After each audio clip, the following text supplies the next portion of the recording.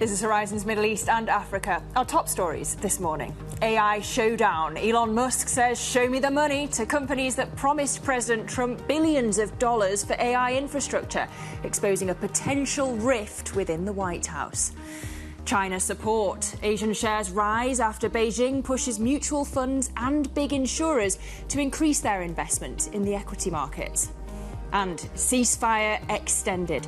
Bloomberg has learned that the Israel-Hezbollah ceasefire is likely to be extended beyond the January 27th deadline. Those are your headlines this morning. It's just gone 8 a.m. across the Emirates. I'm Lizzie Burden in Dubai in for Jumana Basetchi. A very warm welcome to the programme. And if we check in on these markets, just look at where the S&P is going to be starting the day today. It briefly crossed that 6,100 mark yesterday on the AI policy optimism. Earnings as well. Nearly 10% gains for Netflix yesterday. And futures pointing a touch lower, though, this morning. We did have JPMorgan's Jamie Dimon saying that maybe this market is overheated. So we await the Wall Street session, but meanwhile, 10-year Treasury yields at 4.6%. The Bloomberg Dollar Spot Index pretty steady.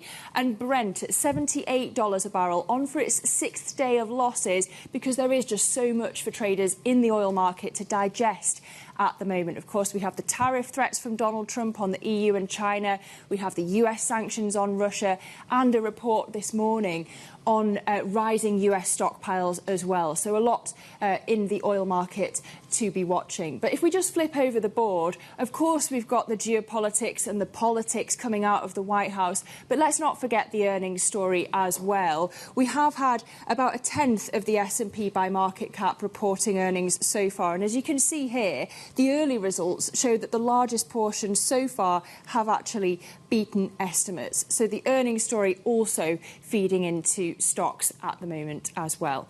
But let's cross over to Avril Hong for a look at what's happening in Asian markets. Key earnings in your region too, Avril, from SK Hynix, and support for stocks from Chinese officials. Absolutely. Those are the main themes, I think, for Asia trading today. I mean, you look at the picture, despite a solid Wall Street performance, it's looking pretty mixed. And we have the Kospi down, dragged by the likes of SK Hynix, Samsung Electronics, the benchmark heavyweights. And of course, for SK Hynix, it had record profits, but I think it's kind of afflicted by the same thing that NVIDIA, its key client, actually faces, having really lofty expectations. So even if we see these record profits, investors don't seem terribly impressed, or a bit of profit taking as well. SK Hynix is down today. Now, aside from the earnings story, you know how Trump talked about 10% China tariffs a day ago.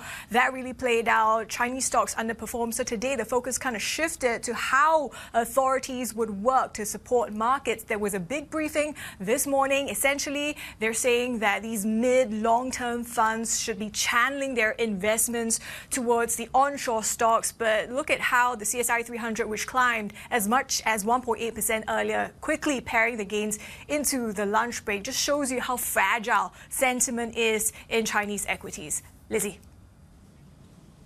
OK, Avril Hong in Singapore, we thank you. Well, let's get back to Donald Trump. Elon Musk is questioning whether the companies behind the president's $100 billion AI investment venture can actually follow through on those promises. The Stargate plan is led by OpenAI, Oracle and SoftBank, and OpenAI chief Sam Altman is hitting back, questioning Musk's motives. Let's pass all of this. We've got Bloomberg senior editor Derek Wallbank to comb through it with me. Derek, do you reckon a rift's already opening between Musk and Trump? Well, I mean, there's certainly an ongoing kind of back and forth between Musk and Sam Altman, right? And look, I mean, there's a lot of water under a lot of bridges, so I don't want to get too much into that. But the crux of this is a simple thing that Musk flat out says that they don't have the money. There was a talk of $100 billion pledge there, you know, from Altman and from Masa Son and from Larry Ellison. And there's a sort of question about what is new there, how this is all going to come together. Altman has said, for his part, that Musk is wrong, quote, as you surely know. He invited Musk to come out there and then put a really interesting note. And I should say this isn't a note on the platform that Musk owns. It says it's great for the country. I realize what is great for the country isn't always what's optimal for your companies, but in your new role, I hope you'll mostly put U.S. flag emoji first. You know, that was a pretty pointed statement there. But as I say, there is a certain amount of skepticism that has been launched about this, about what is new and what happens to be a holdover from other things that were previously announced. OK, so the rivalry perhaps more between the CEOs. You've got the AI policy, but also the tariff policy weighing on markets. Well, definitely for them to be considering. Trump threatening to impose tariffs on the US's top 4 trading partners, but not actually imposing tariffs yet. So that's kind of led some to view the tariff threats as just negotiating ploys. Are we meant to read them that way so far?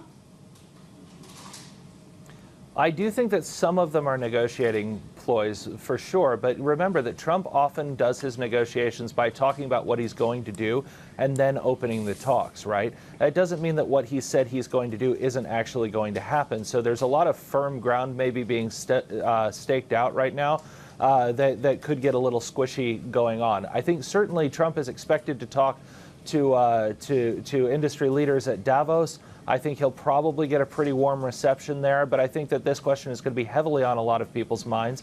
You know, that is a place that tends to, as a baked-in consensus, think that more trade is good and that freer trade is better. And certainly Trump represents a bit of a threat to very elongated supply chains that are not particularly diversified. So there is going to be a lot of question about what he's doing. You know, I thought it was really interesting in that Fox interview with Sean Hannity. Depending on where you were in the U.S., there were at least some markets that were getting ads during the breaks there, talking about what a wonderful friend and partner the Canadian province of Ontario is, and that's on a very conservative channel that Trump happens to watch a lot and was on indeed. So you can already see the outreach on that starting. OK, Bloomberg senior editor Derek Wallbank, we thank you as we await that address from Donald Trump at Davos virtually later. But let's come back to the Middle East. State media in Saudi Arabia say that Crown Prince Mohammed bin Salman has told President Trump he's willing to expand investments and trade with the US by at least $600 billion in the coming 4 years. Now, according to the state news agency SPA, the Crown Prince told the American president by phone that the kingdom was eager to seize partnership and investment opportunities created by the new administration. Well, Bloomberg has been told that the ceasefire, meanwhile, agreement between Israel and Hezbollah in Lebanon should be extended when it expires next week. Sources say that the Iran-backed group and the Israelis are unlikely to resume full-scale fighting, despite needing more time to implement the original terms of the truce. For more on all this, let's bring in Stuart Livingston-Wallace, Bloomberg's executive editor for Middle East, North Africa and Russia coverage here. Stuart, good to have you with me. I wonder, let's start with the ceasefire then. Where is it headed? What are the chances that actually we could return to full-scale fighting between Israel and Hezbollah? I mean, it looks, at least on the face of it, that the full-scale fighting is unlikely. There has been low-level fighting going on pretty much for the entirety of this 60-day period, which is not quite up. I think we've got about another, whatever it is, 4 or 5 days to go. But it's clear when we spoke to the Israelis, when we spoke to the Lebanese and to the French, there was no appetite, I think, to go back to what we were seeing sort of the end of last year, where you had this sort of incursion into southern Lebanon. That's a function of two things. One is, if you look at what's happened to Lebanon's government, it has definitely shifted away from Iran and towards a more Western-orientated sort of view of the world, with, you know, the first president in 2 years. And as the ministers come in, it looks like they're heading in that direction. So I think Israel looks at that. Yes, Hezbollah is still knocking around in the south and causing problems, but it's nothing like the scale that it was. And again, I think they feel like they might have a government they can do business with. Well, you mentioned the weakness of Iran. Donald Trump set to designate the Houthis, Iran-backed Houthis, as terrorists again. Is that basically kicking Iran while it's down? I mean, how much comfort as well is it going to give shippers about returning to the Red Sea, that you have seen some of the releases here? And of course, the Red Sea provides a more direct, cheaper route for shippers. It does. I mean, all the indications from the shippers are they're going to watch and wait. So we had Japan's biggest shipping line came out overnight and said, you know, it's going to be weeks, if not months, before they make that decision. But you're absolutely right. in a scenario where the Houthis really do stop firing on ships, and it's going to take some time before anyone believes it, but if that is the scenario, then that is going to have this huge impact on the global economy, because if you can imagine how much you shave off shipping costs, and in doing so, how much you can contain inflation in just about every economy that imports anything. Which is a global concern, of course. I mentioned MBS telling Trump that Saudi's willing to expand Saudi's trade and investments over the next 4 years by £600 billion into the US.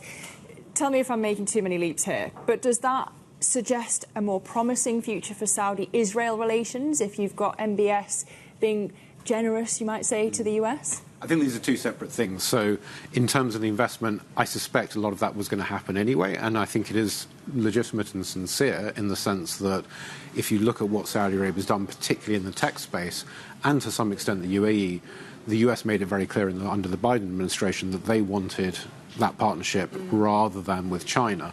And they've both more or less complied in that direction. So it's in the same vein. As I say, I do think it probably will happen because Saudi Arabia has been spending a great deal of money, investing a great deal of money. They'd like a bit of money coming in as well, that's for sure.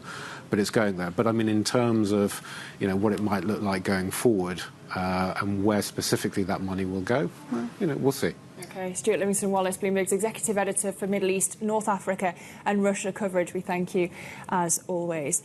We're still ahead on the programme. We're going to look at the market outlook with AMP's Tatjana Greil-Castro as traders digest Donald Trump's flurry of actions in his first few days in office. Do stay with us. This is Bloomberg.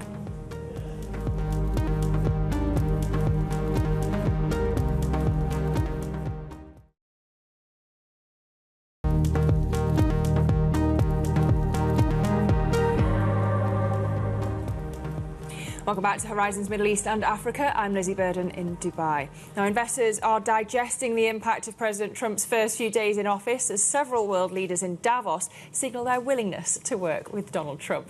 Well, let's bring in Tatjana Mousina, Deputy Chief Economist over at AMP, for her outlook. Tatjana, good to have you with me. I'm wondering how you're thinking about the inflationary impact of Donald Trump. It really is on everybody's mind over at Davos because you've had lots of tariff threats, but no real tariff action yet. So how do you model that as an economist? Well, it's certainly been an interesting few days just to even see all the memes and sort of the excitement about the inauguration of Trump and the incoming new administration. But I don't really think that anything new has changed in terms of how we can think about this from an economics point of view. The likelihood of tariffs is definitely still there. And after Trump's inauguration, he said that they're likely to start from the 1st of February for China and for Canada and Mexico. So I think that those are still very much likely to go through. Whether they'll be 10, 20%, potentially 60% even on China, that's sort of the bigger unknown. And I think the bigger threat for markets right now, because if we do see a 60% tariff on China, that would be quite extreme. That would take the US tariff rate to a much higher level than where it has been in the last few decades. And I think markets would take that negatively. But the moves that we've seen in share markets and in the bond market in the past few weeks have really been anticipating the start of a Trump 2.0. So we've seen the weakness in shares at the beginning of the year and then higher bond yields. And I think that that's basically now played out. We've actually seen shares rally since the inauguration and over the past week, and the yields have come down. So maybe sort of markets have priced in the worst of what they think can happen. I just think that the threat of those tariffs is very much still there. They are basically a definite policy agenda from Trump 2.0. So we have to anticipate them. It's just a question of when they will actually start. Because there is this debate about whether tariffs are, just a revenue raiser / negotiating ploy, or the fear that they are going to be inflationary, and some even warning that the Fed's next move could be a hike. Do you agree with that warning? It's hard for me to see the next move from the Fed being a hike because on my own analysis of US inflation and global inflation, I think that there's still more downside risks to prices rather than upside, apart from the increase to commodity prices that we've had lately. If we look at services inflation in the US, we can see a lot more progress on that. And tariffs may be short-term inflationary, yes, But a lot of the time, a place like the central bank will actually look through those short-term inflationary impacts, and we'll have to assess what some of the longer-term impacts of those tariffs. And I'm not sure that the longer-term impacts are going to continue to be inflationary. If we get tariffs threatening the global outlook, meaning lower growth, that actually will be deflationary for the global economy. And what we saw from 2018 was, from Trump 1.0, was that a lot of economists and analysts actually overestimated the inflationary impact of those tariffs, and they didn't come to fruition. We had a very small increase to prices, but not really enough to justify this big inflation outbreak. So I guess I'm not convinced yet that these tariffs are going to be inflationary for the long run. I think that there's more downside pressures to inflation rather than upside in the short term. So given that, are you not really seeing the possibility of euro-dollar parity then this year? The upside to the US dollar, I think, is still going to remain intact in the next few months at least. The US is basically still outperforming the rest of the world quite significantly in terms of economic growth. And this period of US exceptionalism in terms of both economic growth and also outperformance in the share market, I think, at least for the next 6 months, in our view, is likely to continue. If we think about the exposure that the US share market has to AI and tech, that has a 40% weighting, if not a little bit higher than that.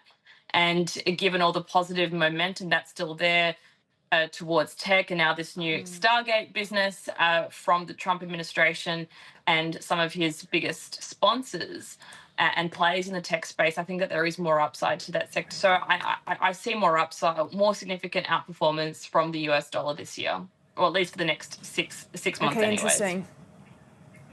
And as we look ahead to that BOJ decision tomorrow, when you've got Donald Trump kind of teasing the currency markets with these tariff threats, does Governor Adena need to give traders a bit more than just a hike tomorrow in terms of his hawkish commentary to give the yen some more sustained gains? Yeah, it will be a difficult balance for them. I mean, a hike is basically universally expected from the Bank of Japan, but I do think that their rhetoric for the outlook does have to be a lot more hawkish than where it has been in the last few meetings. And the inflation numbers that we get tomorrow from Japan should justify that too. We've seen this pick up to Japanese inflation, which should I think really set that hiking cycle in pace. OK, Deanna, thank you so much. As we look ahead to that Bank of Japan decision in the morning, Deanna Mousina, Deputy Chief Economist at AMP. Good to have you with me. We're coming up on Horizons. Ukrainian President Volodymyr Zelenskiy says that the US must be part of any effective peacekeeping in his country. We'll bring you our exclusive interview with him from Davos next. This is Bloomberg.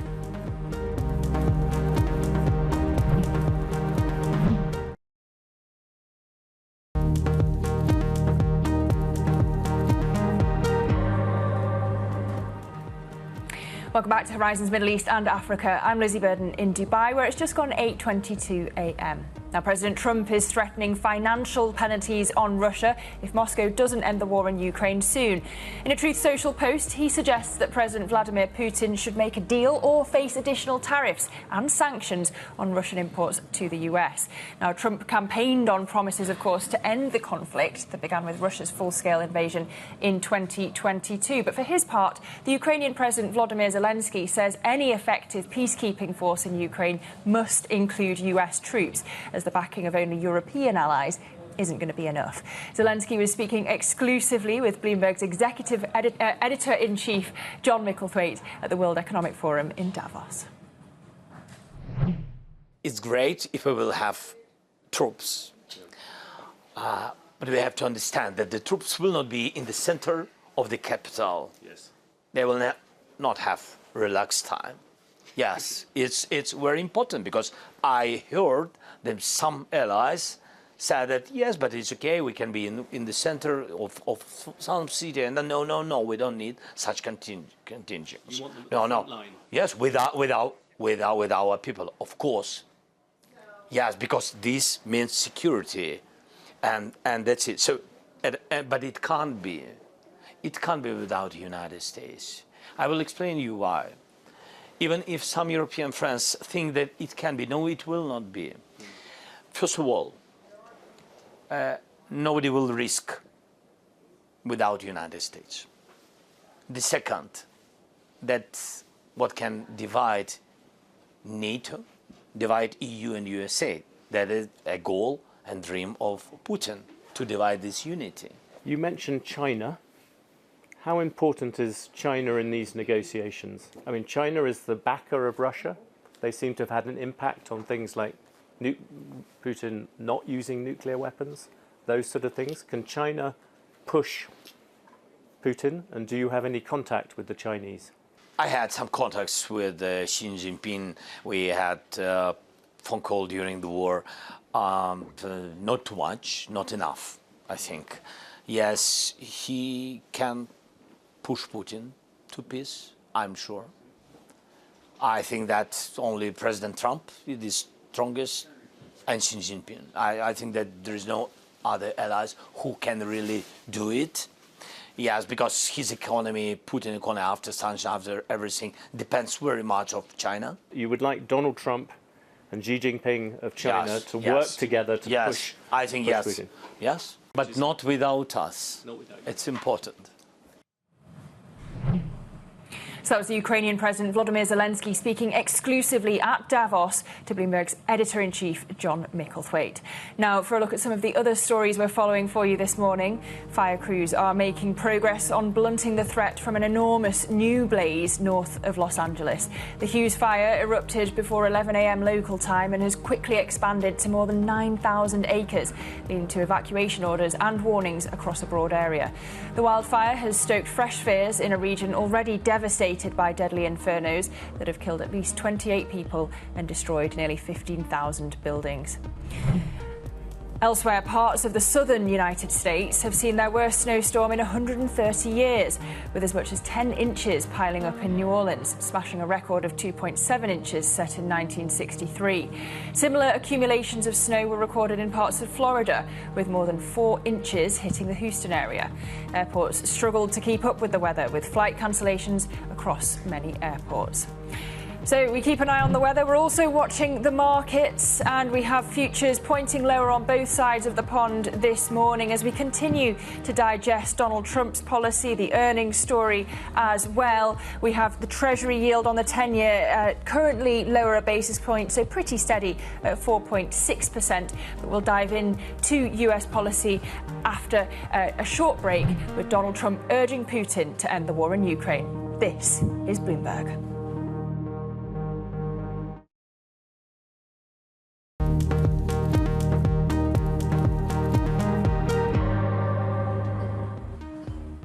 This is Horizon's Middle East and Africa, our top stories this morning. AI showdown. Elon Musk says, show me the money to the companies that promised President Trump billions of dollars for AI infrastructure, exposing a potential rift within the White House.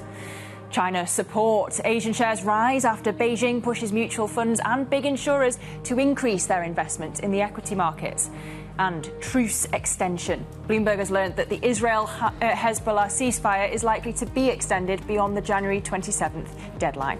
Well, those are your headlines this morning. It's just gone 8:30 a.m. across the Emirates. I'm Lizzie Burden in Dubai, in for Jemana Basetchi. A very good morning if you're just joining us. Checking in on these markets and just take a look at where the S&P is looking likely to start this morning. It did briefly breach that 6,100 level yesterday on all of this optimism about Trump's AI policy. Earnings as well, and we'll get back to that in a moment. But futures pointing a touch lower. Maybe they heard that warning from JPMorgan's Jamie Dimon that this market is perhaps overheating. We've got 10-year Treasury yields at 4.6% currently, the dollar steady, and Brent. A lot for oil traders to digest at the moment when it comes to tariff threats on the EU and China, Russian oil, US oil sanctions on Russian flows, and that industry report from API showing that you've actually got rising stockpiles stateside. So Brent currently trading at $72 a barrel. If we flip the board, I just want to get into that earnings picture because we can't forget about it, even though there's so much going on geopolitically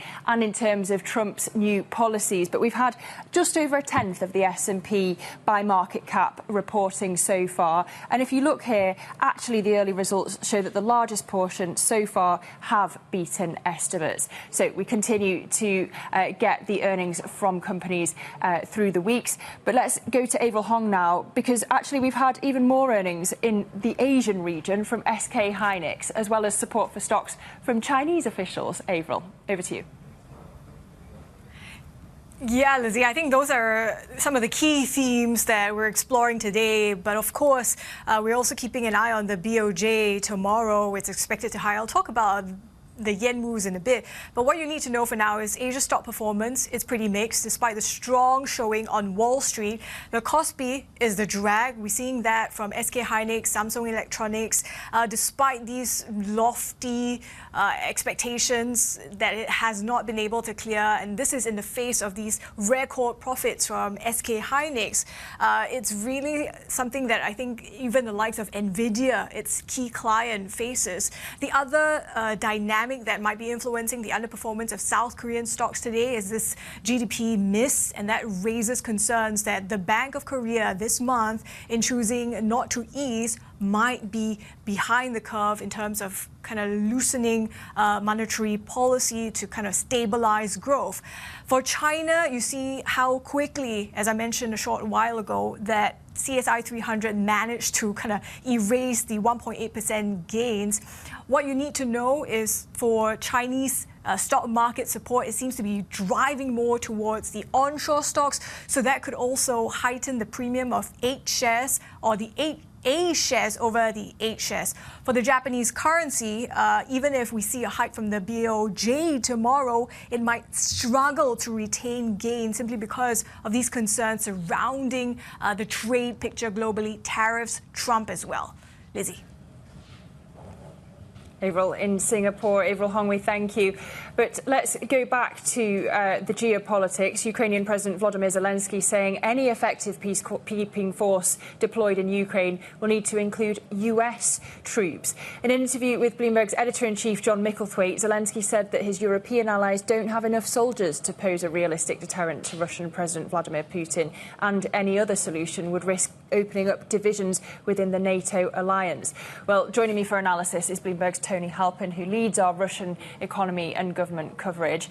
Tony, we kind of heard from Zelensky trying to ask Trump to keep him in the conversation, right?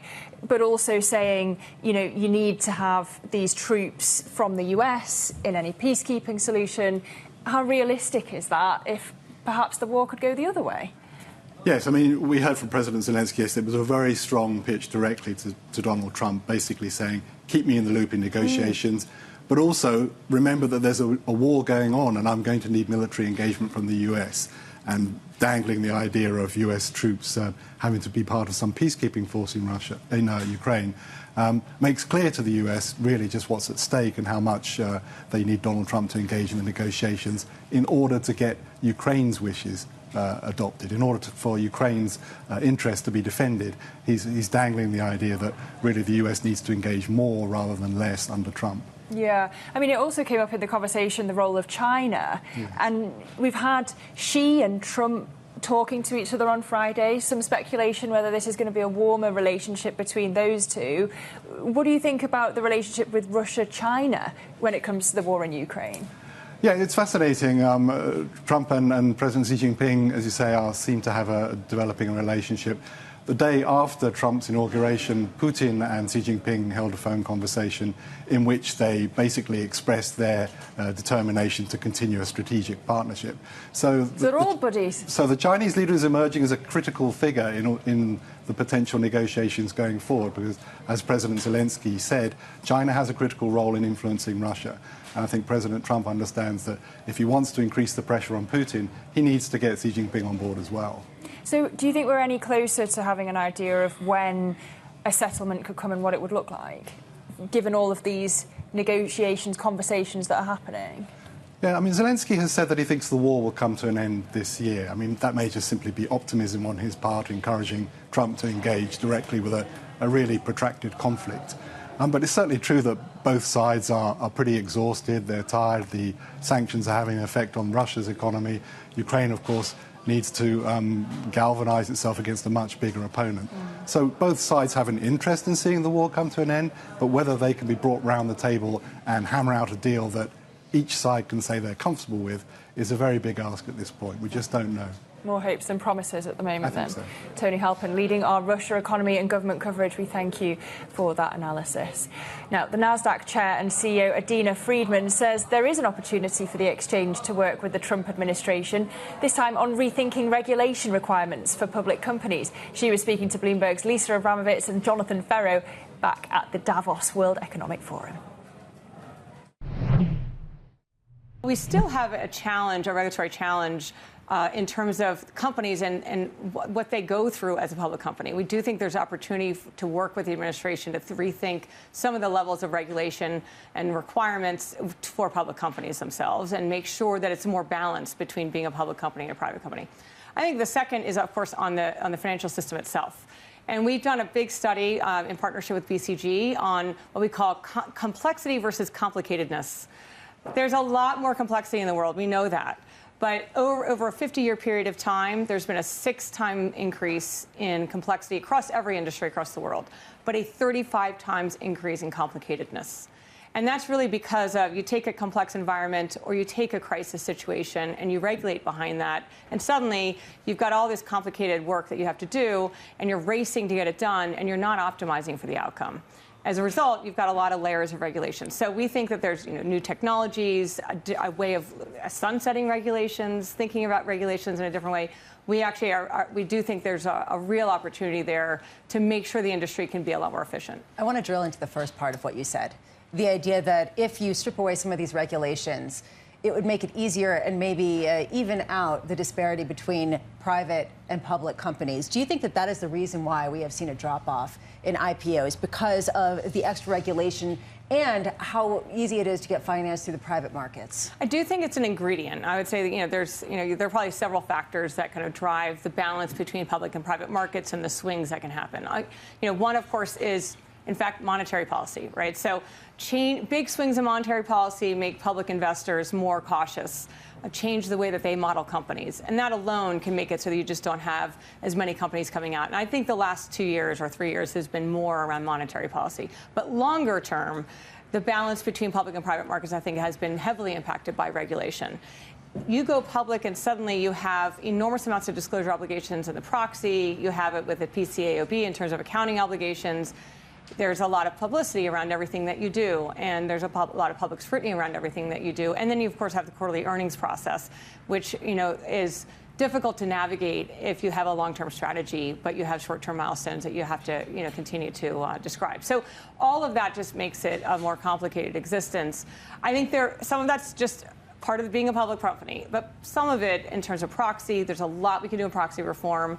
There's a lot we can do in accounting and disclosure reforms, and of course also litigation reform that I think could really make the nature of being public a lot more attractive. Another great conversation from Davos. Adena Friedman, Nasdaq chair and CEO, speaking to Bloomberg's Lisa Abramovitz and Jonathan Ferro. Well, in other news this morning, JPMorgan and Goldman Sachs are pushing back on demands from activists and lawmakers to roll back their diversity initiatives. The CEOs of both banks told CNBC they'll continue to promote diversity, equity and inclusion in their workforces. President Trump has signed an executive order, of course, limiting DEI in federal contracting as companies including Meta and Walmart roll back their own programs. Here in the Middle East, Saudi Arabia's bond spree is continuing, with its sovereign wealth fund issuing $4 billion in dollar debt. Bloomberg understands the public investment fund price notes with maturities of 5 years and 9.5 years, with premiums above US Treasuries of 95 and 110 basis points, respectively. And South Korea's economy continued to flatline last quarter after President Yoon's short-lived declaration of martial law battered consumer confidence. The political unrest came just as policymakers were already fretting about the possibility of Donald Trump imposing trade tariffs. GDP grew 0.1% in the 3 months to December from the previous quarter, weaker than forecasts of a 0.2% expansion. For 2024 as a whole, the economy expanded by 2%. Well, coming up on the programme, South African inflation rises at a slower pace than expected, raising the prospect of cutting interest rates later this month. We'll discuss next. This is Bloomberg.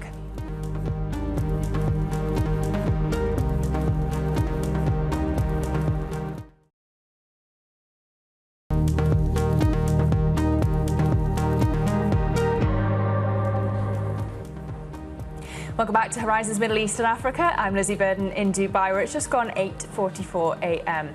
To Africa now. South African inflation quickened at a slower pace than expected in December. The data provides room for policymakers to cut interest rates later this month. And we can get more now with Jennifer Zabasajja, who is Bloomberg's Chief Africa correspondent. Jen, what drove this surprise in the inflation data? Well, Lizzie, I think it's important to note that this is the third consecutive month that we have seen this surprise disinflation trend. And also, it's actually the fifth downside surprise in the last 6 months. And when we take a look at really what is happening in the data, that's really where it gets a bit interesting. So, of course, as you mentioned, we did see headline inflation rising ever so slightly, but we saw core declining, and that was a surprise. The amount of decline was a surprise for many analysts. When we take a look at what exactly it was driven by easing food supply shocks. We also got a smaller than forecast gain in fuel price. We've been talking about that for quite some time. And what was very fascinating is they see more of a demand for housing. And that's significant because housing is heavily weighted when we look at inflation and in the CPI basket. And so potentially analysts are saying that although this was driven by rentals, potentially the read through here is that eventually people are becoming more and more confident potentially about buying homes. And they think that this will potentially, again, continue throughout the year if we continue to see inflation remain subdued as it is. And what we did hear actually from a number of analysts who were very quick to react to this, they're saying that there's even more reason to believe that inflation is going to be sustained to this print that is lower than the inflation target for the South African Reserve Bank, potentially opening up the door to a cut the next time they meet next week. But of course, a number of uncertainties really lie in the fine print here. Well, yeah, because, of course, we also heard from the South African central bank governor at Davos warning about the inflationary impact of Donald Trump. So this print may have wrong-footed traders to the downside. But if you put it all together, where does it leave the SARB? I think there's still a mixed bag on what this really means. And really, when I say that, I mean a number of analysts actually believe we could potentially see a split decision when the SARB meets the next time. And so that is important because then what does that mean for potentially what many people believe will be the last cut in March? And not just that, you mentioned a number of the uncertainties. We heard from Lesetja Kganyago earlier this week speaking to Jumana and saying that a lot of the protectionist policies that are coming out of the U.S. could potentially derail the efforts that they've made in getting inflation down. There's not only that, there are a number of upside risks like inflation, like FX concerns, the Rand, which has been a major concern here. There's also fuel price, oil prices, and of course tariffs. So we don't exactly know really what the inflation picture looks like moving forward. There's also a number of other factors here in South Africa that we're waiting for. The CPI basket is going to be reweighted. We were talking about that in regards to Nigeria and their GDP last week.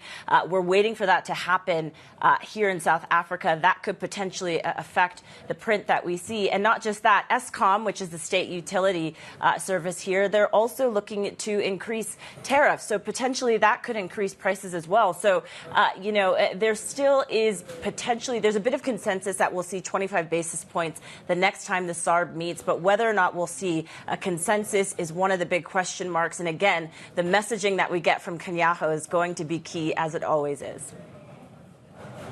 OK, our Chief Africa correspondent, Jennifer Zabasajja, we thank you, and I'll see you in just a few minutes for the second hour of Horizons. But let's get to some other top Africa news this morning. Zimbabwe's finance minister says that the US decision to exit the World Health Organization may put at risk health funding for AIDS programs across the continent.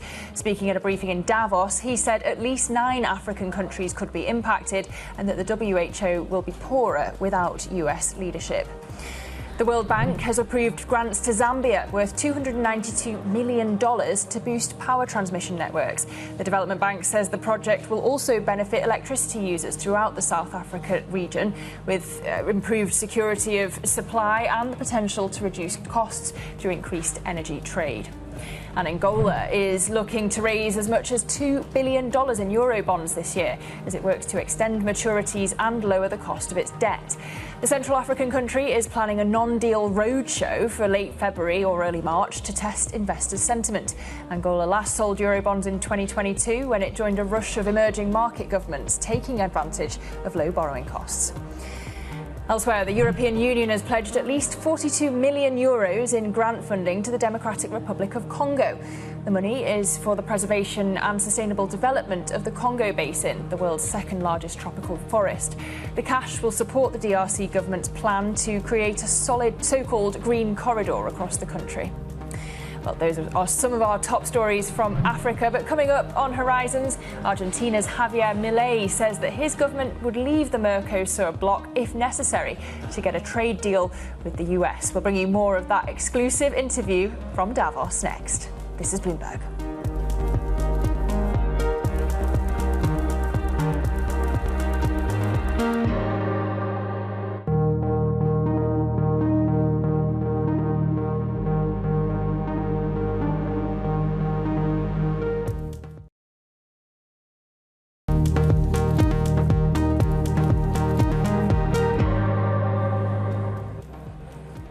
Welcome back to Horizons Middle East and Africa. I'm Lizzie Burden in Dubai. Let's get back to Davos now. Argentinian President Javier Milei says his government would leave the Mercosur bloc if necessary to cement a free trade deal with the US. Milei spoke exclusively to Bloomberg at Davos about why he sees the South American grouping as an impediment to opening up Argentina's economy.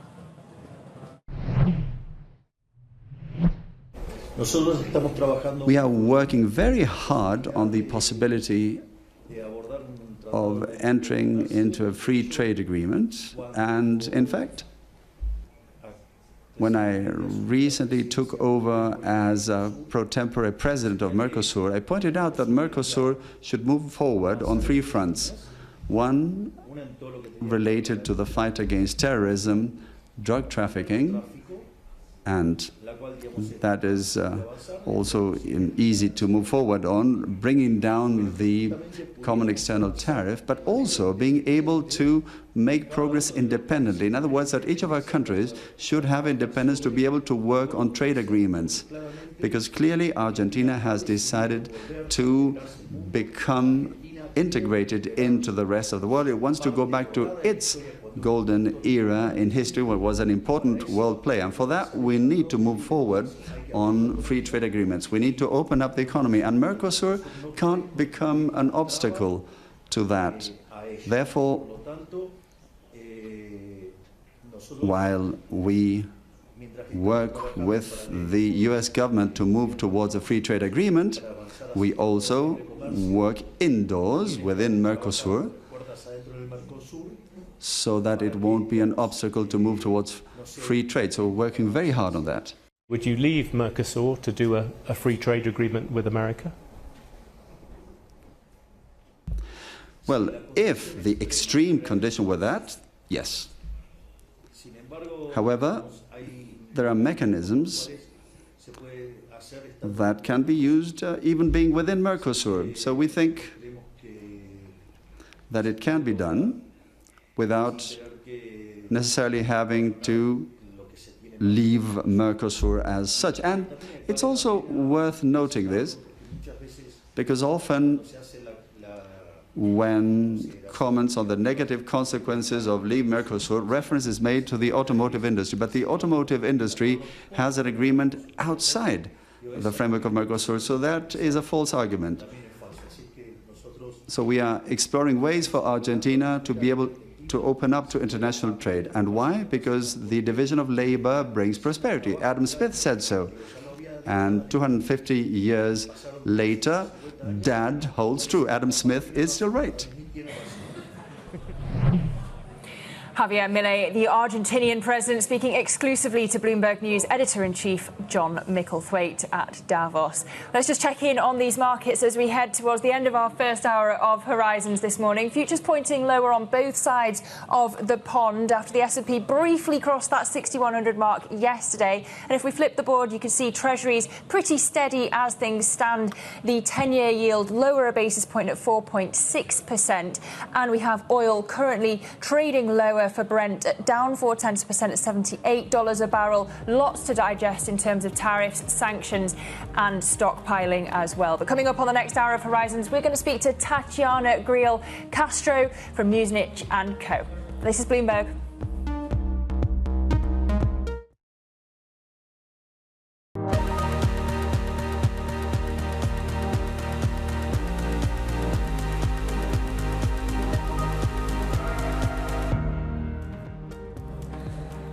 This is Horizons Middle East and Africa, our top stories this morning. AI showdown. Elon Musk says, show me the money to the companies that promised President Trump billions of dollars for AI infrastructure, exposing a potential rift within the White House. China support. Asian shares rise after Beijing pushes mutual funds and big insurers to increase their investment in the equity markets. And truce extension. Bloomberg has learned the Israel-Hezbollah ceasefire is likely to be extended beyond the January 27th deadline. A very good morning. It's just gone 9 a.m. across the Emirates. I'm Lizzie Burden in Dubai. And I'm Jennifer Zapasajja in Johannesburg, where it's just gone past 7 a.m. Welcome to the second hour of Horizons Middle East and Africa. And Lizzie, as we've seen all week, a number of headlines to react to that markets are actually reacting to. And a lot of data points, actually, here in South Africa, we were paying attention to inflation prints. But I know you have a lot on your mind as well. Yeah, completely, Jen. So much for traders to be passing at the moment, not least Donald Trump's AI policy, optimism on that, but also the tariff threats as well. Earnings, don't forget, coming out week by week in addition. So we've got the S&P futures flat to the downside, but the S&P having briefly crossed that 6,100 mark yesterday. Netflix shares actually nearly gaining 10% at one point. Then we had, of course, the JPMorgan CEO, Jamie Dimon, throwing cold water on all of this and saying it's all a bit overheated, perhaps. So we'll keep an eye on the session today. We've got the 10-year US Treasury yield pretty steady right now at 4.6%, as is the Bloomberg Dollar Spot Index. But Brent weaker for a sixth straight day. And as you say, Jen, just so much to pass right now, particularly for oil traders when it comes to the US tariff threats on the US and on the EU and China, but also the US sanctions on Russian oil flows and this API report on rising US stockpiles too. If we must not forget about earnings, and we are now in having just over a tenth of the S&P by market cap reporting. So if you just look at this chart here, the early results show that the largest portion so far have beaten estimates. So we must factor in the earnings story as well as all of the policy announcements into the equity picture. But let's go to Avril Hong now. China markets are back from the lunch break. Avril, what's happening where you are? Yeah, I mean, Lizzie, the events of the past day really demonstrated how fragile Chinese market sentiment is, how sensitive they are to Trump. Him talking about 10% tariffs left Chinese stocks snapping a winning streak, underperforming the rest of the region. Today, we were watching out for that big briefing, which included the chairman of the securities regulator, Wu Qing, for any signs of support, what authorities plan to do for, boosting the stock market. And the takeaway was they're trying to direct these longer term funds towards the onshore stocks. So this is something that will benefit stocks on the mainland potentially. But it remains unclear beyond this short-term sentiment boost, how quickly and to what extent exactly these funds can actually be channeled to stocks. So we actually saw the CSI 300, as I mentioned, for the past hour. It actually paired those gains. There was a big jump following the briefing and paired those gains quite quickly. The risk, of course, also is from Trump, and that's going to keep investors on their toes as well, Lizzie. Okay, Avril Hong in Singapore, we thank you.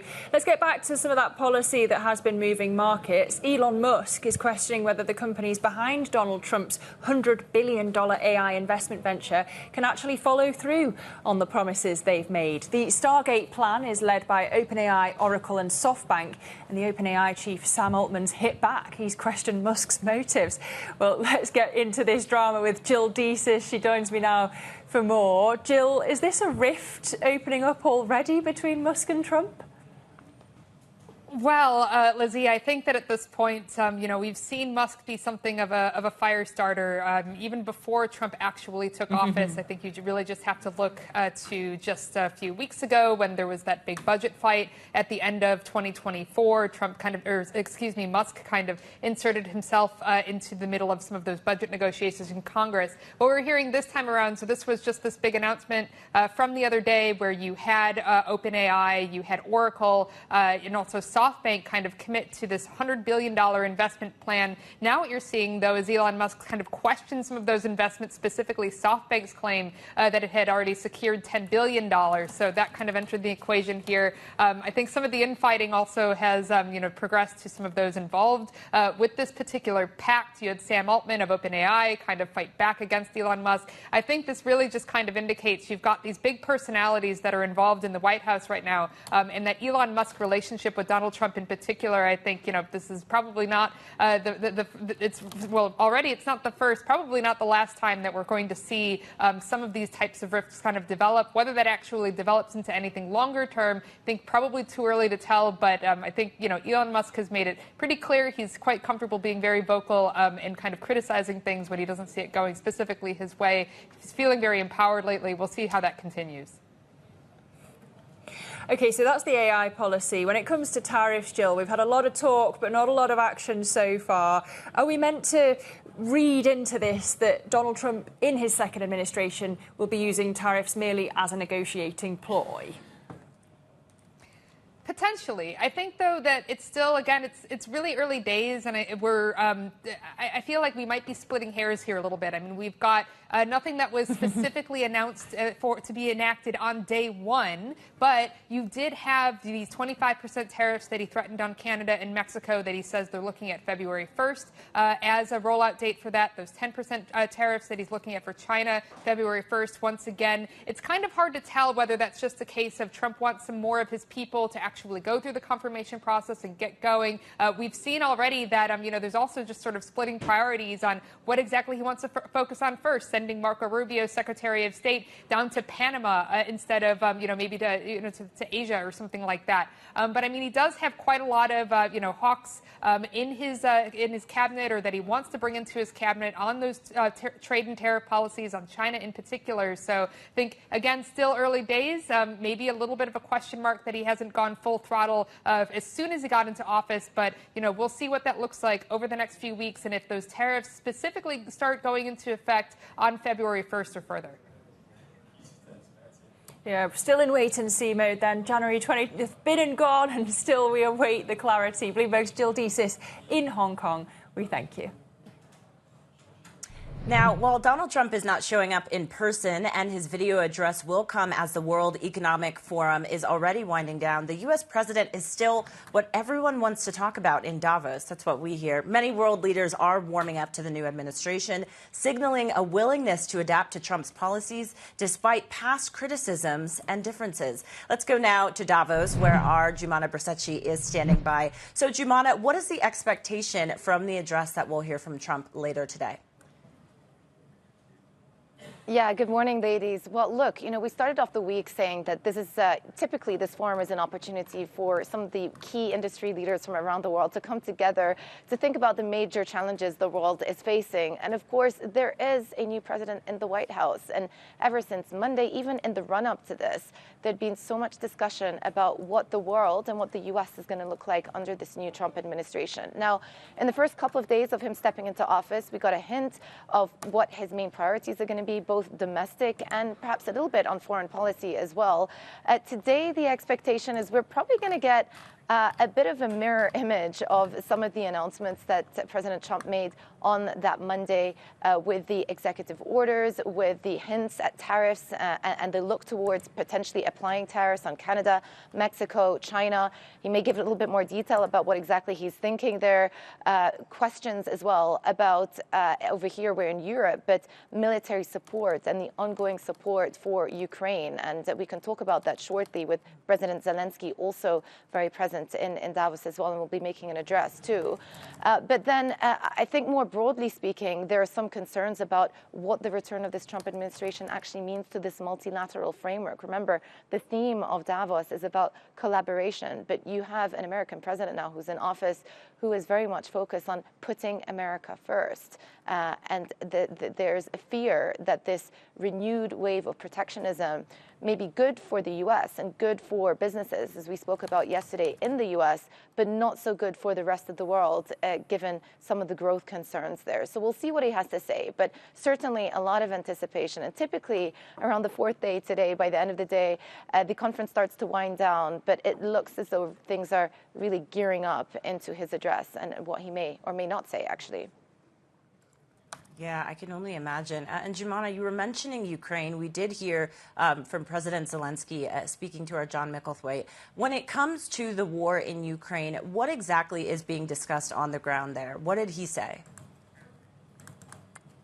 Yeah, so really fascinating conversation between President Zelensky and our editor-in-chief, John Micklethwaite, yesterday. Wide-ranging discussion. But some of the key highlights, I think, is that President Zelensky has been essentially appealing to the United States to stay on board and to be an active part of bringing about a solution. He actually said this has to be Trump's victory, not Putin's victory, in that interview.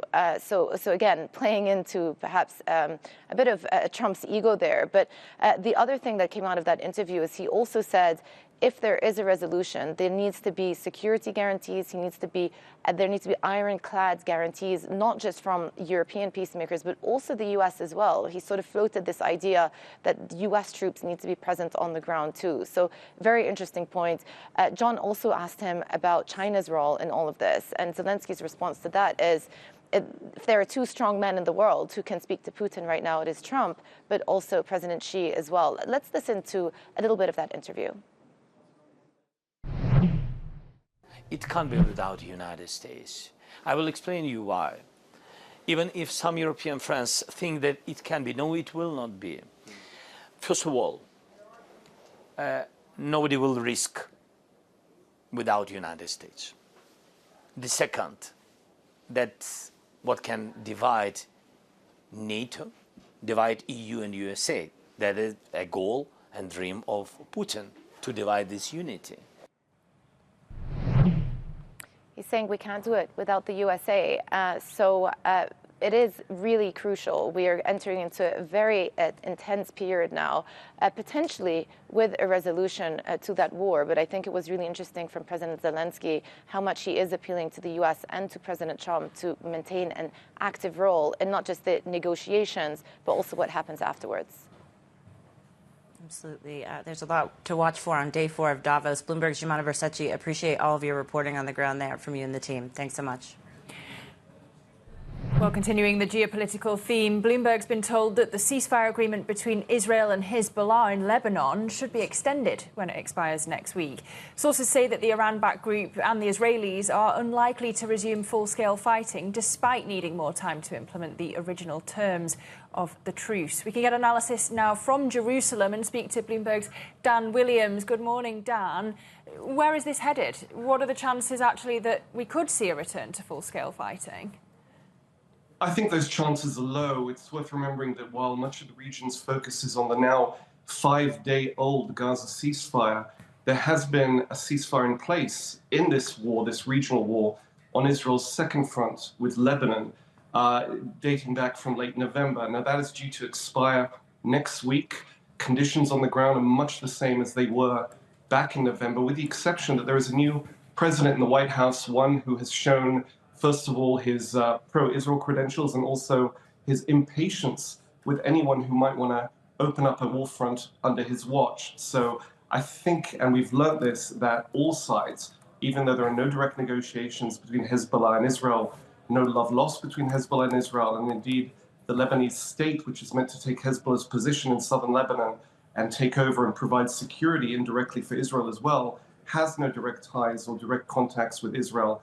Nonetheless, all of those players, all of those moving parts moving in the direction of extending this ceasefire, officially, semi-officially, blurring the January 27th end date. And meanwhile, Dan, Israel's launched this major operation in the West Bank city of Jenin. Why now? How significant is it?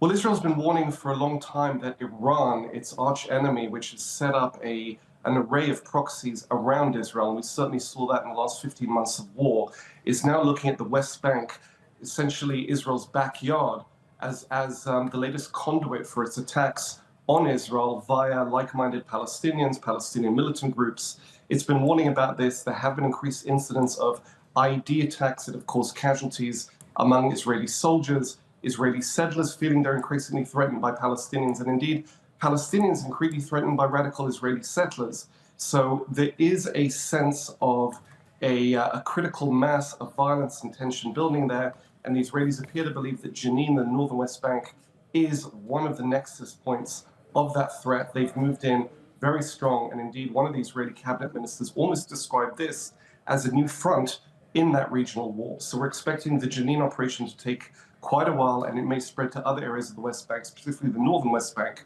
where there has been a descent into chaos in recent months and years. OK, we'll certainly continue to monitor it. Bloomberg's Dan Williams in Jerusalem. We thank you, as always. Still ahead on Horizons, we're going to look at the market outlook with Muzinich as investors digest President Trump's flurry of actions in just his first few days in office. So do stay with us for that. This is Bloomberg.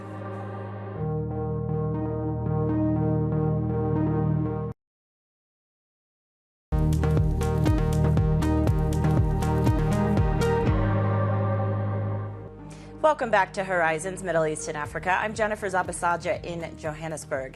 Investors are digesting the impact of President Trump's first few days in office as more world leaders in Davos signal willingness to work with his policies. Joining us is Tatjana Greil-Castro, co-head of public markets at Muzinich, joining us from Hong Kong. Tatjana, great to get you on the show today. So let's just start here. We are seeing bond traders unwinding their positions and their bets on two-year Treasury futures in the U.S., just given the uncertainty with Trump in these first few days. You still believe that there is an argument, though, for investing in the short end.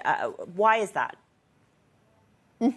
So there's two things. I mean, we don't need a rally in rates. So oftentimes when people talk about duration and they're implying that you need a rally in duration or a rally in rates, that's not what we are focusing on. So by talking about short dated, we say anything inside 5 years. And what we like about rates, we're investing credit. So clearly we can also take advantage of the spreads. And why do I point that out is because generally the market says spreads are tight. And whilst we agree with that on average, when we look at the spread curve, we see value in the short end of the curve. So there's definitely more spread to be had at the short end of the curve compared to historical spreads. And then on top of that, we like the shape of the yield curve. So in the US, it definitely has steepened. And so we want to take advantage of the roll down that affords us. And in Europe, we get additional spread. So, all the concerns around Europe with potentially tariffs and weaker growth and all the other uncertainties, we say it's priced in when we look at very strong corporates that can sustain all those headwinds. And so the combination of those higher spreads and the currency hedging, there's many components, the currency hedging benefits that you get from investing in euro-based investments. So when you convert that into dollars, it is significant. And that part of the return is very low volatility. So the quality of the return is very good. And in the US, we like the shape of the yield curve. You don't need to go far out to get the roll down, and you get the protection at the same time because of the carry. Well, Tatjana, then where does some of this uncertainty around the tariffs fit into your investment strategy? Because many investors are concerned about really what this looks like in the short term. The way we look at this is that there is still so much uncertainty around how this plays out. How many tariffs will there really be? Will it be a blanket tariffs? Will it be very specific on certain sectors? Will it really be a negotiation tool, which it does look to be more and more? But then it could again, change to be sort of a punishment, so to speak, where it could be broader based and it's meant to be hurting rather than sort of a negotiation or an income tool. And so, given that there is very little with regards to what we know, we don't really want to invest pretending that we know or we can know. I mean, we can read, as many articles and hang on Trump's slips as much as we like. It's very difficult to know. And I think for us, it is always important to understand what can we know and what can't we know, despite our best efforts. And so we are always trying to manage our strategies, not having to rely on that. So what does that mean? We need to find investment opportunities and structure the risk of our funds so that we can optimize our carry and keeping volatility low. And that is then a combination of securities that offer you value in spread and without going too long dated, because the bond maths means that the pull to par contains your volatility. So it's very, Tatjana, just finally, we try to be very technical around that. When you talk about diversification, though, do you prefer then bonds, or where do you get in when it comes to equities as well? Because we were mentioning some of the records that we're seeing in U.S. equities. Yeah, so, we are a pure corporate credit house, so all we do is offer corporate credit, but clearly our investors would be broadly invested. And what we see as feedback from our clients is, first of all, the equity market has performed much better than has been anticipated. What does that mean? A lot of investors are now long equity. So what they bought perhaps 2 years ago is now clearly worth much more. And so they're readjusting their portfolios, just taking profit, which would be prudent to do. So what does that mean? The next is, where do you put those profits? Right. And it's no longer that investors necessarily want to put profits in deposits or money markets, which used to be a big part. And so the next step now is actually partly into credit, and then we can offer short duration credit where you don't need to be right on all those uncertainties, where we say it's very difficult to be right. Tatjana, we have to leave it there, but I really appreciate getting your insights on the show today. Tatjana Greil-Castro, co-head of public markets at Muzinich, joining us from Hong Kong today.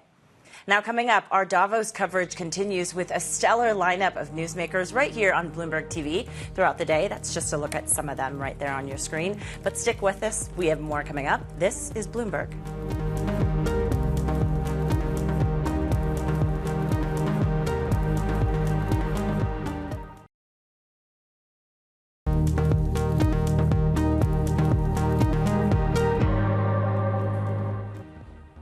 Welcome back to Horizons Middle East and Africa. I'm Lizzie Burden in Dubai. Let's just check in on these markets as they stand. We have futures pointing lower both sides of the pond after yesterday's gains on Wall Street. We've got a positive session in Asia, though. But if we flip over to the Treasuries picture, pretty steady. Yields back down to 4.6% on the 10-year.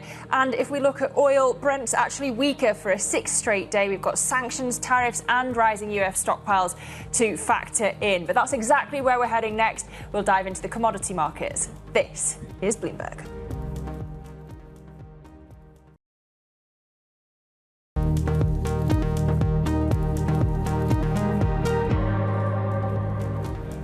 This is Horizons Middle East and Africa. Our top stories this morning.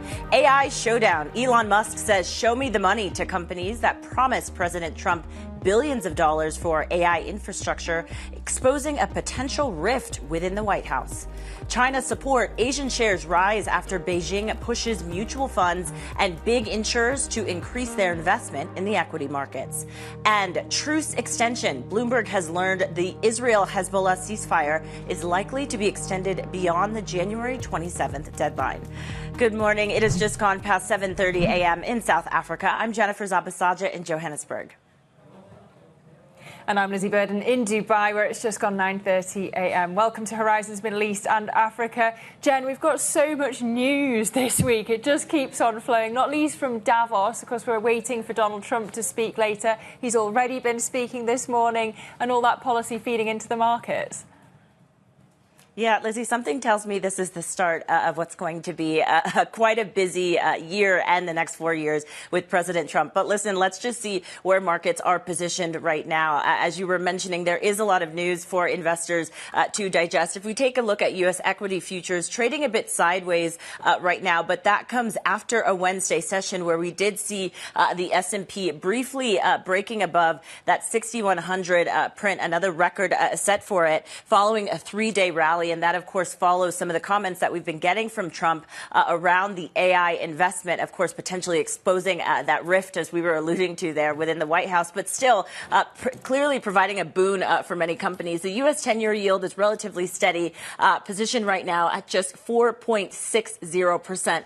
What is getting a bit of a boost, quite a bit of a boost, though, is stocks and currencies in developing markets right now. We're actually up here on the chart. We have the MSCI Emerging Market Index up ever so slightly, but still enjoying an 8th straight session of gains right now. Potentially, this is signaling concern around immediate tariffs, at least subsiding a bit for some investors. And Brent, obviously, right now in focus, down about 0.3%, just trading just above $78 a barrel, extending several days of losses that actually began last Thursday. And that brings me to this terminal chart, which shows that currently this downside is due to some of the reporting that we're getting actually around U.S. stockpiles. We did get a new report that shows a gain in U.S. crude stockpiles. We're seeing the strategic reserve level that had been actually on the decline, as you can see here, since 2020. But then Biden administration did decide to sell off a record amount of crude. It dipped to a 10-year low in 2023. But of course,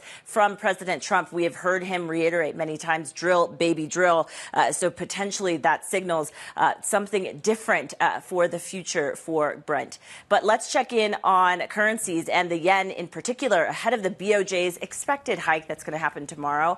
Avril Hong is standing by in our Singapore studio with more. Avril, what do you got?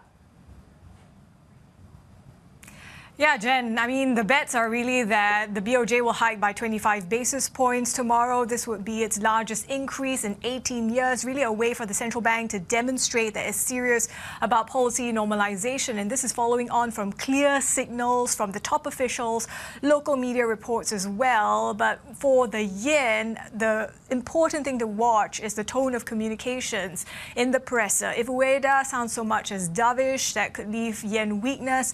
Some have already flagged that if you think back to 2018, when there was the first wave of tariffs, the yen experienced some sort of safe haven demand. The picture this time around is very different because of Japan's trade surplus with the U.S. It's a lot higher.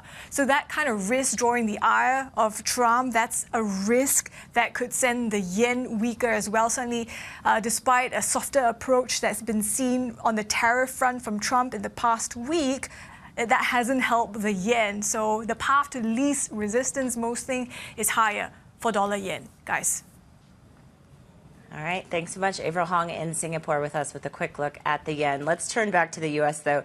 President Trump has downplayed the national security risk posed by TikTok. Speaking on Fox News, he suggested that all electronic products made in China could carry a spying risk. This comes after he delayed a ban on the Chinese-owned app for 75 days via an executive order.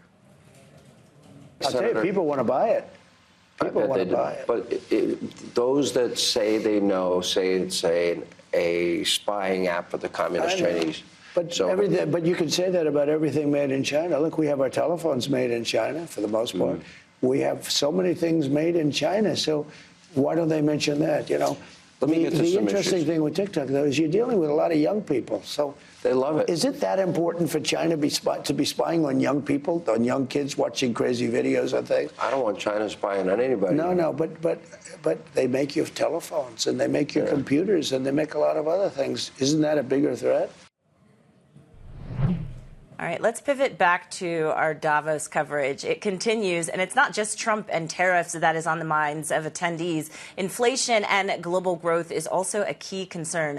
On a panel moderated by Bloomberg's Jumana Bercetchi, Isabella Weber from the University of Massachusetts Amherst spoke about supply shocks.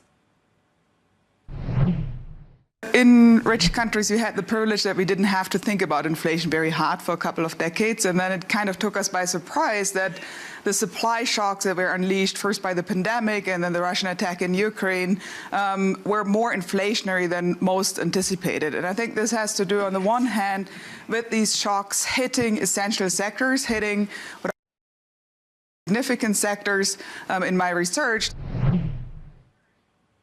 For more, Jumana Bercetchi is back with us now. Jumana, another great session that you had there. What else struck you on that panel? Well, we just listened to Isabella Weber. She's an academic based out in the U.S., but we also had other voices on the panel. We had Ron Hanley from State Street, the CEO, Villeroy de Galhau, the central bank governor of France, and Nicolai Tangen, who is the CEO of the largest sovereign wealth fund in the world. And the discussion was meant to be about interest rates, but it sort of panned out into a discussion about inflation and some of the short-term and long-term drivers of inflation. Of course, in the short term, one of the questions that I posed to the panel is whether all of these measures that have been put forward by the Trump administration are actually going to be inflationary. And Villeroy de Galhau, the French central bank governor, said, look, I'm just looking at it from the perspective of Europe. But from what I can see, I'm not really hesitating to say this, but it looks as though what he has announced is actually going to be inflationary for the U.S. As for what it means for the rest of the world, a big question mark, because on one hand, yes, tariffs do impose a bit of a supply shock, but on the other, it could be negative for growth, and therefore the growth signals could trump, so to speak, some of the inflation signals that are coming through. But really interesting discussion. And I thought it was really notable this time around versus where we were a year ago, is the room was a lot more divided on the path for interest rates moving ahead. Last year, at the beginning of the year, everyone thought it would be a year for global easing, central banks around the world cutting rates simultaneously. This year, some people in the room thought maybe by the end of the year, Fed will have had to hike rates rather than cut interest rates. So there's a lot of diversion. And I think the key messaging here is we're in for a lot of uncertainty still about what this Trump administration has yet to do and how businesses are going to respond. And Jumana, when we think about Trump's virtual address that we are going to get later today, what else are world leaders talking to you about there on the ground? What is the mood? Look, the difference is this time around, Trump is a mainstream figure. Remember, the last time he was elected into office, many people thought that maybe this was an aberration and weren't really ready for what the next 4 years were going to bring out of the Trump administration. The world is, I guess, more used to his style now, even though he tends to be quite volatile. But I think from the perception of many of the other world leaders here, they don't want to rock the boat too much. And most of the language that has come out, even from the likes of the Chinese VP, has been conciliatory towards Trump and basically saying there that trade wars aren't going to be good for any nations. And then you have the likes of Javier Milei, who spoke to our editor-in-chief yesterday, of course, a longtime fan of Trump. He was actually at the Mar-a-Lago reception on Monday, and he was saying that the return of Trump is a great thing for the world. And one of the questions that was put to him is whether he would consider leaving the Mercosur deal in exchange for a U.S. free trade agreement. Here's what he said. Well, if the extreme condition were that, yes. However, there are mechanisms that can be used even being within Mercosur. So we think that it can be done without necessarily having to leave Mercosur. So yeah, not completely throwing out the potential of that happening, but it's not just Milei. Overnight, we have some reporting suggesting that the Saudi Arabian Crown Prince Mohammed bin Salman also had a call with President Trump and pledged to invest more than $500 billion over the next 4 years. So a big guess, a big question mark about where that funding is going to come from. Luckily, I am speaking to the Saudi finance minister later today, so that is one of the conversations that we're going to be having later this afternoon. One final thing I do want to point out as well is European executives are also going to be watching the tone out of President Trump's address later today very carefully. Wall Street Journal reporting this morning that some European executives, so these are CEOs of European companies, are going to be having a virtual meeting with President Trump as well, perhaps to ask him some questions about how he's thinking about these transatlantic relations and what his plans are for businesses and for tariffs. That's the big question. But yes, I'm speaking to the Saudi finance minister, Mohammed al-Jahan, later today, and then we also have a sit-down with the Iraqi president and the Egyptian trade investment minister coming up. Wow, looking forward to all of that coverage from Davos and you and the team over there. Jumana Bercetchi in Davos for us. Thanks, Jumana. Great to have you on. All right, now coming up, South African inflation rises at a slower pace than expected, raising the prospect of cutting interest rates later this month. We'll discuss that next. This is Bloomberg.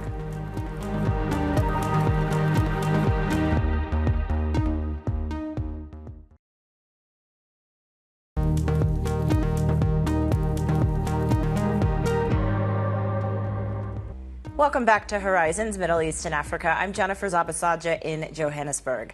South African inflation quickened at a slower pace than expected in December, the data providing room for policymakers to cut interest rates later this month. Let's get more from Yvonne Mango, who is our Bloomberg economist here in South Africa. So, Yvonne, talk to us about why exactly inflation came in below expectations. This was a surprise for many people. Yes, it was. It's actually the third month in which inflation has surprised to the downside.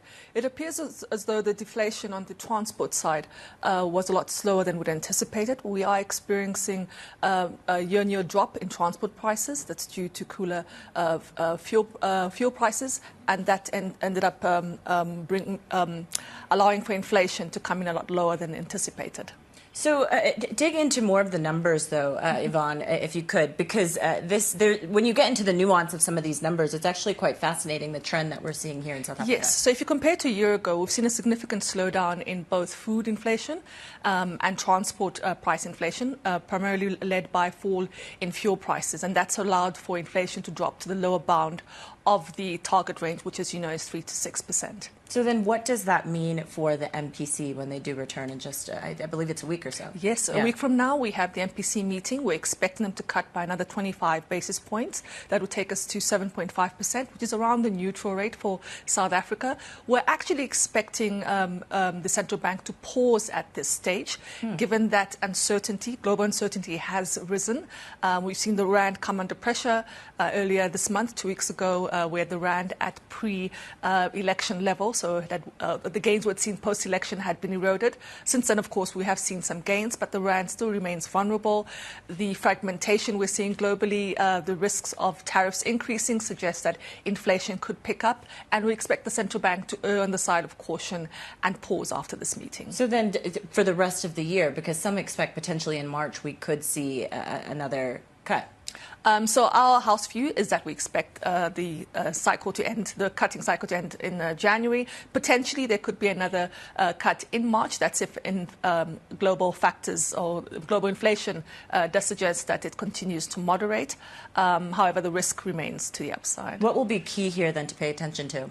The rand, how that performs, Trump's tariffs, of course, and also the retaliation, because that also adds to inflationary risk going forward. Yeah, and we did hear from Kenyaho earlier this week, so potentially we do get some of that commentary from him when they meet next week. Bloomberg's Yvonne Mango joining us here on studio. Yvonne, thanks so much for your time. Now, here's a few other stories that we are following in the region. Zimbabwe's finance minister says the U.S. decision to exit the World Health Organization may put at risk health funding for AIDS programs across the continent. Speaking at a briefing in Davos, he said at least 9 African countries could be affected and that the WHO will be poorer without U.S. leadership. The World Bank has approved grants to Zambia worth $292 million to boost power transmission networks. The Development Bank says the project will also benefit electricity users throughout the Southern Africa region with improved security of supply and the potential to reduce costs through increased energy trade. Angola is looking to raise as much as $2 billion in Eurobonds this year as it works to extend maturities and lower the cost of its debt. The Central African country is planning a non-deal roadshow for late February or early March to test investor sentiment. Angola last sold Eurobonds in 2022 when it joined a rush of emerging market governments taking advantage of low borrowing costs. Well, those are some of our top stories out of Africa. Let's get back to another of our top interviews from Davos, though. JPMorgan Chase President Daniel Pinto says that inflation and geopolitics could derail market optimism. He was speaking to Bloomberg's Jonathan Ferro and Lisa Abramovitz at the World Economic Forum in Davos. To an extent is what I said, like inflation could be. That economy goes a bit too fast and doesn't allow inflation to come down.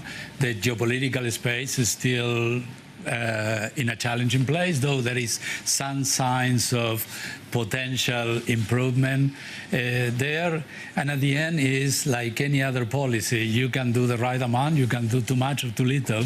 Hopefully the right amount is done in a way that doesn't derail an economy that is not ready for a recession. It's an economy that is ready to continue to grow at a decent pace. Daniel, a lot's changed in your banking career. A tremendous amount. And now a bunch of alternative asset managers are looking for the activity that traditionally was on a bank balance sheet. Can you walk us through, as you depart, how different banking might look in the years ahead compared to when you first started? Well, it's very different. I think that is in a better place with more scale, better quality of service, a better quality of products, and a safer industry that probably has ever been. I think that if you are referring to private credit, I think that banks, we've been lending for 200 years, and private credit is no more than a normal loan. So I think that we feel very good and where we are in order to compete in that space.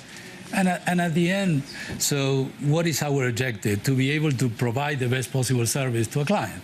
So therefore, what is it? Is in a certain transaction, you will be able to offer a syndicated facility, or you will be able to offer a direct lending facility. Both markets will tend to converge some way or the other, and we are in an amazing position to compete because we do have relationship with all those clients, and we offer to them not just the loan, we offer to them a bunch of activities. We saw a relationship develop between Mark Rowan's Apollo and Jane Fraser's Citi, announced at the end of last year. Are you exploring similar partnerships? We have plenty of partnerships, several, where we have co-lending facilities with other asset managers and that they want to participate in the origination. The issue for all these funds at the moment is that they are getting a huge amount of inflows and there may not be enough assets to deploy. So therefore, to have a partnership with someone like us or Citi or any other to be able to participate in the origination of these banks is a good thing. We are doing the same, not just with one, with as many as we can. Daniel Pinto, JPMorgan Chase President, speaking there. And coming up, the CEO of chip designer ARM says that President Trump's multi-billion-dollar AI initiative has got the solid financial backing it needs. We'll bring you more from that interview with Renee Haas next. This is Bloomberg.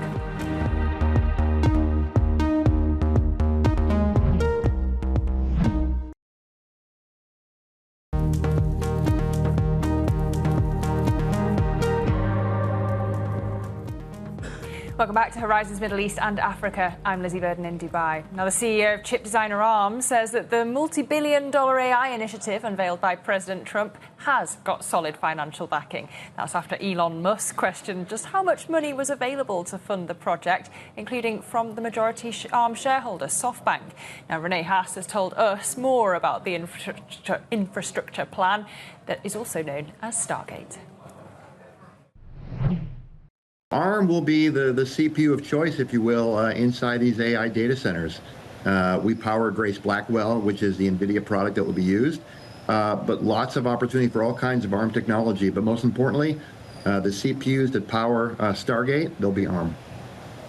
so already, as you say, integrated into Grace Blackwell. What sort of innovations could this stir on your side? What way will we see your designs progress into this supercomputer and more to come, maybe? $500 billion of investment and multiple gigawatts of energy require incredibly efficient processor solutions. So I think as we go forward, as these plans get more and more defined, I think there'll be more and more opportunity. But right now, we're super excited to be involved with NVIDIA and Grace Blackwell. I think that's so key as these plans get more and more defined. These are, at the moment, pretty new announcements coming, but people questioning how new the ultimate decision to spend has been, because we already had Massa, of course, this leader of SoftBank, which in many ways owns a large part of Arm, talking about this $100 billion investment in infrastructure in the US, but a few weeks ago. How long has this been in the making? These discussions have been going on for many months. Something like this does not happen overnight. I think the world has seen that to reach AGI or ASI or some of the capabilities of artificial intelligence, a tremendous amount of capital is going to be required. Obviously, a lot of power is going to be required. A lot of compute is going to be required. Massa has been looking at this for quite some time. We've been talking to the OpenAI folks and Oracle and MGX and Microsoft and NVIDIA. So I think what you're seeing that just came together was the culmination of all those conversations, but it didn't happen overnight for sure. Does it have the money? I'm afraid some shade being thrown on this project by one Elon Musk. Do you have anything to provide? I know you're the technology partner, but what about the capital? Yeah, I haven't seen Elon's tweet, although I certainly have heard about it. There is a lot of backing for this, Caroline. Believe me, it was not taken lightly to make the announcement yesterday at the White House with President Trump. So I think you can feel pretty good that the financial backing behind this is quite solid. That was ARM CEO Renee Haas speaking with Bloomberg Technology co-anchor Caroline Hyde. Let's check in, though, on how your markets are positioned ahead of the trading day. Trading down right now, as we can see, for both U.S. equities and also European equities. We did see the S&P, though, coming close to that all-time high on Wednesday, and that came after a three-day rally following some of the rhetoric that we're getting out of this new Trump administration with regards to artificial intelligence. A lot to pay attention to, though, moving forward. We'll hear from President Trump virtually speaking in Davos. Potentially, he gives some more signals about the direction of tariffs. So many investors likely to be watching that to see what the price action looks like from here. That's it for Horizons, Middle East and Africa. I'm Jennifer Zabasaja in Johannesburg with Lizzie Burden in Dubai. Stick with us for Daybreak Europe.